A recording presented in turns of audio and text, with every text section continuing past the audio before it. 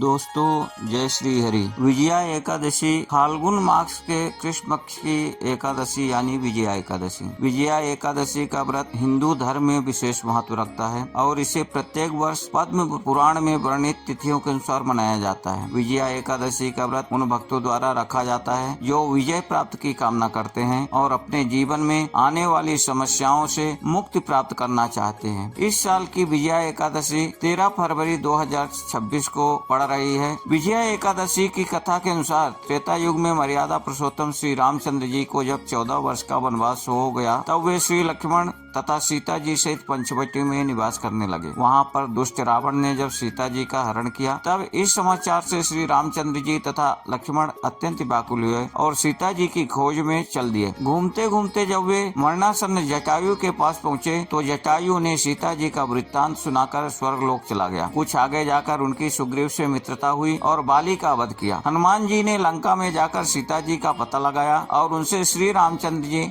और सुग्रीव की मित्रता का वर्णन किया। वहाँ से लौटकर हनुमान जी ने भगवान राम के पास आकर सब समाचार कहे। श्री रामचंद्र जी ने वानर सेना सहित सुग्रीव की संपत्ति से लंका को प्रस्थान किया। जब श्री रामचंद्र जी समुद्र के किनारे पहुँचे तब उन्होंने मगरमच्छ आदि से युक्त उस अगाध समुद्र को देखकर लक्ष्मण जी से कहा कि इस समुद्र को हम किस प्रकार से पार करेंगे। श्री लक्ष्मण ने कहा, हे पुराण पुरुषोत्तम, आप आदि पुरुष हैं, सब कुछ जानते हैं। यहाँ से आधा योजन दूर पर कुमारी द्वीप में बगदालभ नाम के मुनि रहते हैं। उन्होंने अनेक ब्रह्मा देखे हैं। आप उनके पास जाकर इसका उपाय पूछिए। लक्ष्मण जी के इस प्रकार के वचन सुनकर श्री रामचंद्र जी बगदालभ ऋषि के पास गए और उनको प्रणाम करके बैठ गए। मुनि ने भी उनको मनुष्य रूप धारण किए हुए पुराण पुरुषोत्तम समझकर उनसे पूछा कि हे राम, आपका आना कैसे हुआ। रामचंद्र जी कहने लगे कि हे ऋषि, मैं अपने सेना सहित यहाँ आया हूँ और राक्षसों को जीतने के लिए लंका जा रहा हूँ। आप कृपा करके समुद्र पार करने का कोई उपाय बतलाइए, मैं इसी कारण आपके पास आया हूँ। बगदालभ ऋषि बोले, हे राम, फाल्गुन मास के कृष्ण पक्ष एकादशी का उत्तम व्रत करने से निश्चय ही आपकी विजय होगी। साथ ही आप समुद्र भी अवश्य पार कर लेंगे। यदि तुम भी इस व्रत को सेनापतियों सहित करोगे तो तुम्हारी विजय अवश्य होगी। अतः जो विधि पूर्वक